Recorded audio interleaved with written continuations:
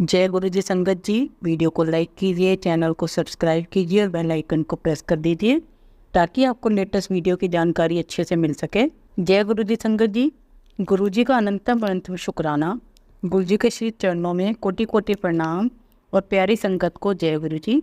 संगत जी, आप सभी के सत्संग लगातार मिल रहे हैं। सत्संग सुनकर आप यकीन मानिए बहुत खुशी है कि गुरु जी अपनी संगत को कितना प्यारा ब्लेस कर रहे हैं, मन की हर बात पूरी कर रहे हैं। यही दूसरी और आप सभी संगत का समर्पण भी तारीफ़े काबिल है। माड़े समय में भी जो आपने समर्पण में पूर्ण आस्था का भाव रखा वह दिल को छू लेने वाला है। आज सभी ऐसे ही अपने प्यारे प्यारे सत्संग शेयर करते रहें। संगत जी, आज भी गुरु जी की प्यारी संगत के सत्संग हमें प्राप्त हुए हैं जो बहुत ही अद्भुत और सुंदर हैं। आप सभी सत्संग अंत तक सुनिएगा और पूरा सुनिएगा। हम सत्संग शुरू करें उससे पहले आप सभी से निवेदन है, अपने सत्संग आप सुंदर लिखावट में हिंदी में ईमेल आईडी और व्हाट्सएप पे शेयर कर सकते हैं। अगर आप कंफर्टेबल हैं तो आप ईमेल आईडी और व्हाट्सएप पर टाइप भी कर सकते हैं। चलिए संगत जी, अब सत्संग शुरू करते हैं।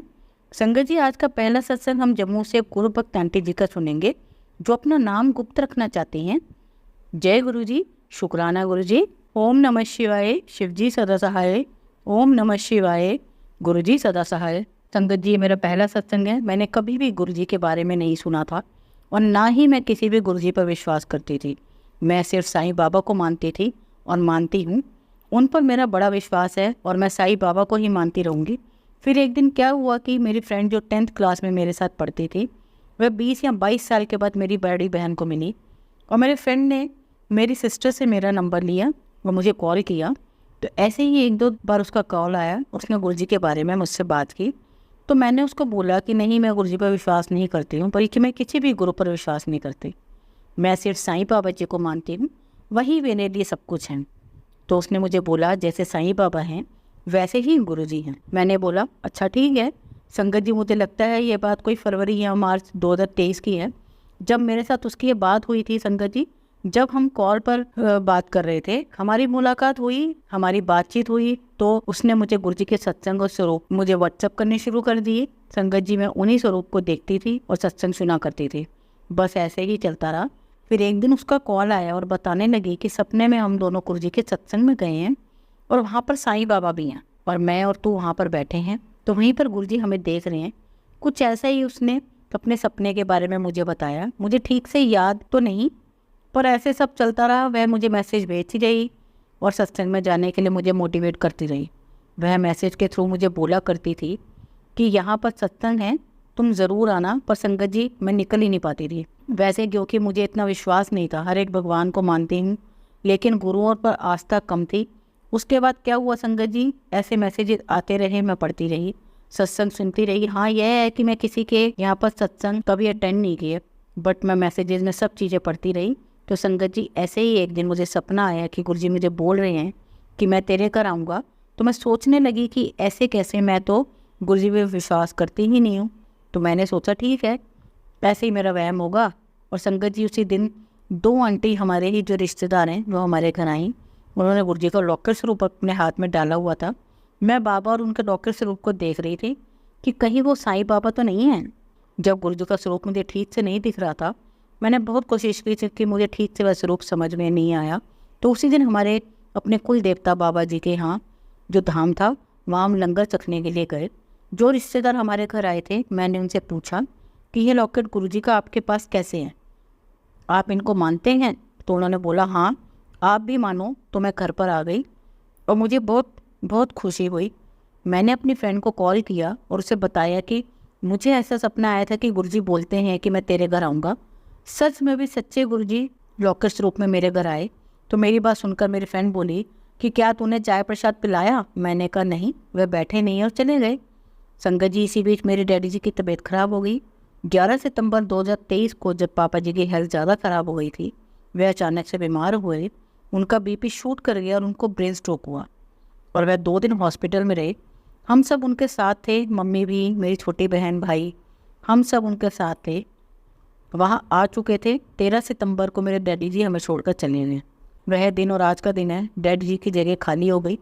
वह मेरे लिए सब कुछ थे, सब कुछ। मेरे डैडी इतनी जल्दी चले जाएंगे मुझे पता ही नहीं था। मैं अपने तीनों भाई बहनों में अपने डैडी जी की सबसे क्लोज थी। और संगत जी, अभी भी सत्संग लिखते समय मुझे बहुत रोना आ रहा है।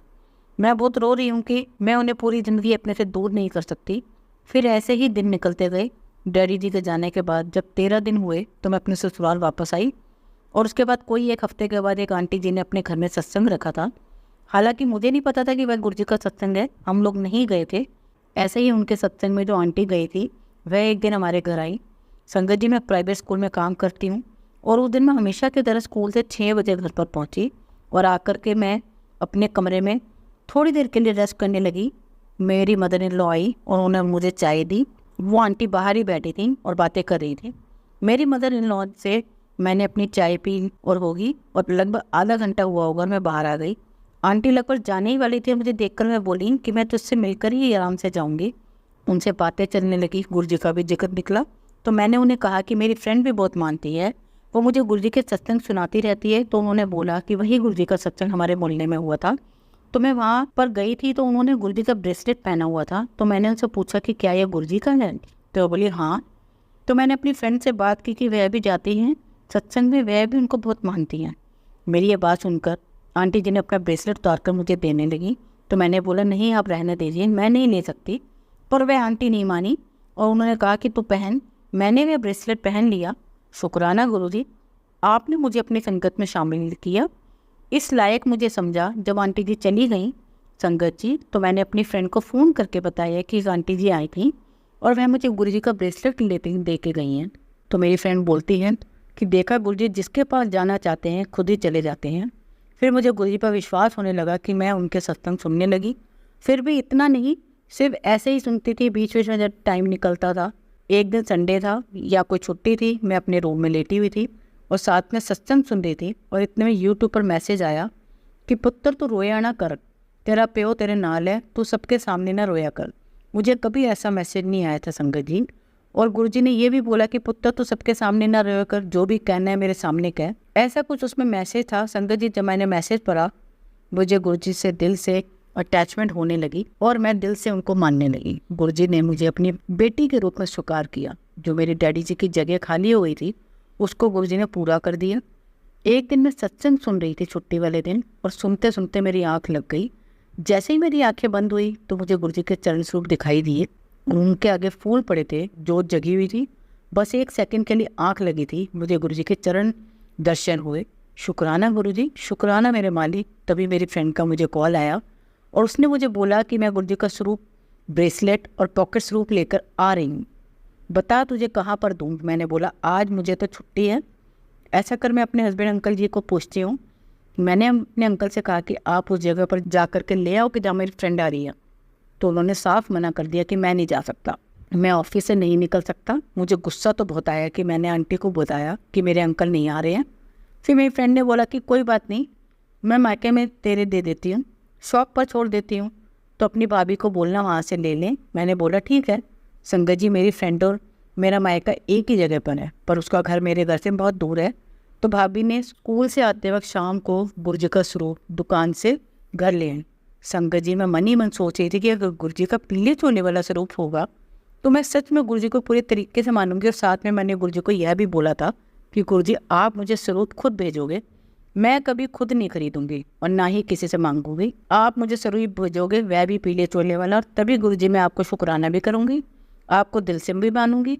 संगत जी, मेरी भाभी ने रात को मुझे कॉल किया और गुरुजी का स्वरूप सेंड किया। मैंने जब वह स्वरूप खोल के देखा तो पीले चोले वाला ही था जो मैं चाहती थी। मुझे इतनी खुशी हुई, मैं भागकर अपने अंकल जी के पास गई। मैंने बोला देखो, वही स्वरूप है जो मुझे गुरुजी से मांगा था। और मैंने इतना शुक्राना दिल से अदा किया गुरुजी को। गुरुजी, आपका लख लख शुक्राना, आपने मुझे अपना माना, आपने मुझे अपनी बेटी जैसा संभाला है। डैडी जी के जाने के बाद आपने इस बेटी की अरदास सुनी। मैंने फिर सुबह अपनी भाभी से स्कूल जाते वक्त गुरुजी का स्वरूप लिया और स्कूल चली गई। गुरुजी मेरे साथ मेरे स्कूल गए। गुरुजी मेरे मायके में भी ब्लेस किया, मेरे स्कूल को भी ब्लेस किया, हर जगह गुरुजी मेरे साथ रहे। पर जब स्कूल से वापस आई तो मैंने अपनी सासू माँ को बोला कि गेट में दोनों तरफ तेल डाल देना, क्योंकि मेरे गुरुजी पहली बार मेरे घर आ रहे थे। तो मैंने सोचा था जब मैं गुरुजी को लेके आऊँगी तो मैं उनको उसी जगह पर, उसी सोफे पर बिठाऊँगी जहाँ मेरे डैडी जी आकर बैठते थे। और मैंने ड्राइंग रूम में वहीं पर बिठाया गुरुजी को, और गुरुजी अभी भी वहीं बैठे हैं। गुरुजी मेरे घर 27 अक्टूबर 2023 को आए थे और तब से आज तक वहीं पर हैं। उनको देखती हूँ तो लगता है मेरे डैडी जी मेरे पास हैं। हर वक्त वह मुझे याद आते हैं और गुरुजी ने मुझे बड़ा संभाल कर रखा है।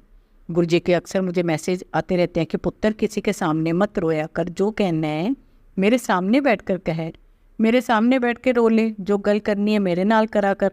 संगत जी, एक दिन मैं और मेरे अंकल एक साथ में मेरे स्कूल से और वो अपने ऑफिस से हम मिले और हम साथ में घर पर आए।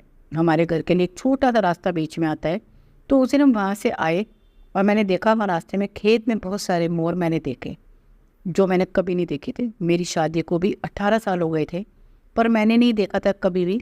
अचानक वहाँ पर इतने सारे मोर हैं, इतने सुंदर मोर हैं।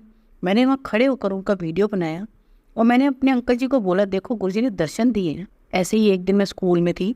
संगत जी, हमारा स्कूल डे बोर्डिंग है, बच्चे मैस में खाना खाते हैं। वो दिन बच्चे मैस में खाना खा रहे थे, मैं वहाँ पर खड़ी थी, तो बच्चों के पास वहाँ पर मुझे इतनी तेज़ फूलों की फ्रेगनेंस आई, इतनी तेज़ फ्रेगनेंस आई। तो मैंने बच्चों से पूछा कि आज आप लोगों ने परफ्यूम लगाया है? बच्चे बोले नहीं, हमने तो कोई परफ्यूम नहीं लगाया। वहीं पास में कुछ टीचर्स भी खाना खा रहे थे। मैंने उससे पूछा कि आपको फ्रेगरेंस आ रही है? तो उन्होंने कहा नहीं, हमें कोई फ्रेगरेंस नहीं आ रही। बस ऐसे ही बहुत तेज़ फ्रेगरेंस आई और थोड़ी देर में दूर चली गई। फिर थोड़ी देर में जहाँ ज़्यादा फ्रेगरेंस आ रही थी वहाँ चली गई। मुझे याद आया सत्संग में मैंने सुना था जहाँ फूलों की खुशबू ज़्यादा आए वहाँ गुरुजी की प्रेजेंस होती है। मैंने भी यही सोचा कि शायद गुरुजी आए हैं। फिर मैंने उसी पर सोचा कि कहीं ये मेरा वहम तो नहीं है। अगर गुरुजी हैं तो गुरुजी लख लख शुक्राना, आपका कोटि कोटि शुक्राना मेरे गुरु महाराज, इस बेटी को संभालने के लिए, उसके परिवार को, उसके बच्चों को संभालने के लिए। संगत जी, फिर मुझे गुरुजी बटरफ्लाई के रूप में अपने घर में, येलो बटरफ्लाई के रूप में दर्शन देते हैं। मेरा छोटा बेटा भी उन पर विश्वास बहुत करता है। अब तो मेरे हस्बैंड भी विश्वास करने लगे हैं, सास भी करने लगी हैं। बड़ा बेटा है जो थोड़ा कम गुरुओं पर मेरी तरह, पहले जैसे मैं नहीं मानती थी वो वैसे ही वो भी गुरुओं को थोड़ा कम मानता है। खैर चलो, गुरुजी मुझे भी जैसे विश्वास दिलाया है उसे भी अपनी शरण में ले लेंगे। मुझे गुरुजी का यही मैसेज हर वक्त आता है कि तू बच्चों की टेंशन करती है, टेंशन छोड़ दे, मैं सब ठीक कर दूंगा। संगत जी, आप उन्हीं पर सब कुछ छोड़े हुए हैं जिन्होंने मुझे परेशान किया है। गुरुजी बोल रहे हैं कि वह खुद उनको संभाल लेंगे। एक छोटा सा सत्संग मेरा है जिसे मैं सुनाना चाहती हूँ। सत्संग में सुना था कि दिवाली पर गुरुजी अपनी संगत को कोई ना कोई गिफ्ट देते हैं। तो मैं सोच रही थी कि मुझे कहाँ, मैं तो अभी जुड़ी हूँ। रात को पूजा के टाइम पर मेरे अंकल जी पकोड़े और जलेबी लाए थे, तो मैंने गुरुजी के आगे प्रसाद रखा।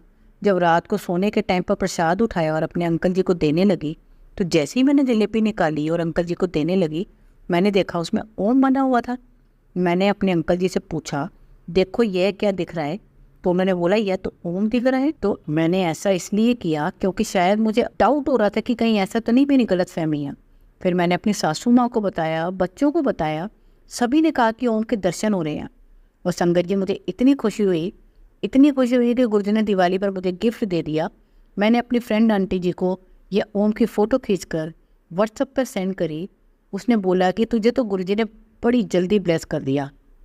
शुक्राना गुरुजी, लख लख शुक्राना मेरे मालिक। इतनी खुशी हुई है दिल से, लख लख शुक्राना अपने इस बेटी पर अपनी कृपा दृष्टि बनाए रखने के लिए, और हमेशा अपनी कृपा दृष्टि बनाए रखना।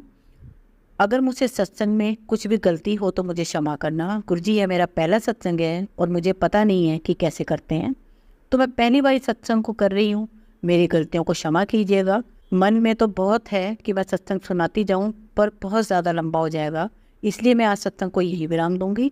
और आगे भी बहुत से सत्संग हैं, जैसा गुरुजी आशीर्वाद देंगे मैं आपके साथ ज़रूर शेयर करूंगी। शुक्राना गुरुजी, मुझे संभालने के लिए लख लख शुक्राना मेरे मालिक। कोटि कोटि प्रणाम मेरे गुरुजी। हमेशा की तरह हम अपने सत्संग का अंत एक बहुत ही सुंदर कहानी से करते हैं। वैसे आज की कहानी कोई गुरु या शिष्य से संबंधित तो नहीं है, लेकिन जो कहानी है उसका सार, उसकी सीख बहुत ही अद्भुत है, बहुत ही प्यारी है। प्राचीन समय में विद्यार्थी गुरुकुल में रहकर ही पढ़ा करते थे। बच्चों को शिक्षा ग्रहण करने के लिए गुरुकुल में भेजा जाता था। बच्चे गुरुकुल में गुरु के सानिध्य में आश्रम की देखभाल किया करते थे और अध्ययन भी किया करते थे। वरदराज को भी सभी की तरह गुरुकुल भेज दिया गया। वहाँ वह आश्रम में अपने साथियों के साथ घुलने मिलने लगा, लेकिन वह पढ़ने में बहुत ही कमज़ोर था। गुरुजी की कोई भी बात उसकी बहुत कम समझ में आती थी। इस कारण सभी के बीच वह उपहास का कारण बनता है। उसके सारे साथी अगली कक्षा में चले गए, लेकिन वह आगे नहीं पढ़ पाया। गुरुजी ने भी आखिरकार हार मानकर उसे बोला, बेटा वरदराज, मैंने सारे प्रयास करके देख लिए, अब यही उचित होगा कि तुम यहाँ अपना समय बर्बाद मत करो। अब अपने घर चले जाओ और घर वालों के काम में मदद करो। वरदराज ने भी सोचा कि शायद विद्या मेरी किस्मत में ही नहीं है, और भारी मन से गुरुकुल से घर के लिए निकल गया। दोपहर का रात समय था। रास्ते में उसे प्यास लगी। इधर उधर देखने पर उसने पाया कि थोड़ी दूरी पर ही कुछ महिलाएं कुएं से पानी भर रही थी। वह कुएं के पास गया। वहाँ पत्थर पर रस्सी के आगे आने जाने से निशान बने हुए थे। तो उसने महिलाओं से पूछा, ये निशान अपने आप कैसे बन गए? तो एक महिला ने जवाब दिया, बेटा ये निशान हमने नहीं बनाए, यह तो पानी खींचते समय इस कोमल रस्सी के बार बार आने जाने से ठोस पत्थर पर भी ऐसे निशान बन जाते हैं। वरदराज सोच में पड़ गया। उसने विचार किया कि जब एक कोमल सी रस्सी के बार बार आने जाने से एक ठोस पत्थर पर गहरे निशान बन सकते हैं, तो निरंतर अभ्यास से मैं शिक्षा ग्रहण क्यों नहीं कर सकता। वरदराज ढेर सारे उत्साह के साथ वापस गुरुकुल आया और अथक कड़ी मेहनत की। गुरुजी ने बहुत खुश होकर भरपूर सहयोग दिया और कुछ ही सालों बाद यही मनबुद्धि बालक वरदराज आगे चलकर संस्कृत व्याकरण का महान विद्वान बना, जिसने अनेकों संस्कृत में रचनाएं लिखी। संगत जी, इस कहानी की शिक्षा यह है कि प्रयास करने से आपके जीवन का हर सपना पूरा हो सकता है। अभ्यास बहुत ही ज़रूरी है, चाहे वह खेल में हो, पढ़ाई में हो या जीवन के किसी भी सफ़र में क्यों ना हो। अगर आप किसी अभ्यास के लिए किस्मत के भरोसे बैठे रहोगे तो आखिर में आपको पछतावे के सिवा और कुछ हाथ नहीं लगेगा। इसलिए हम सभी को धैर्य और परिश्रम और लगन रखकर अपने मंजिल को पाने के लिए जुट जाना चाहिए। जय गुरु जी, शुक्राना गुरु जी, धन्यवाद संगत जी। संगत जी, अगर आपको आज का सत्संग अच्छा लगा हो तो आप इस सत्संग को संगत के साथ जरूर साझा करें, जिससे वो भी महाराज का दिव्य आशीर्वाद प्राप्त कर सकें। जय गुरु जी, शुक्राना गुरु जी।